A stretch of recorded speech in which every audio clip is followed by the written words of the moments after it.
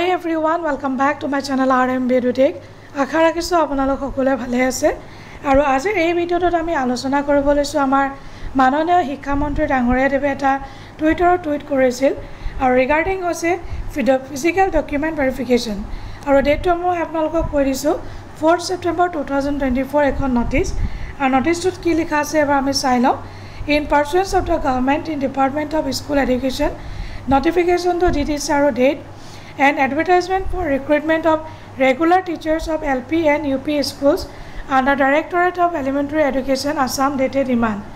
It is for information of all concerned that the physical document verification of the candidates who have applied against the advertisement and submitted documents in support of their extracurricular activities, cultural, sports, NCC will be held from 6th of September 2024.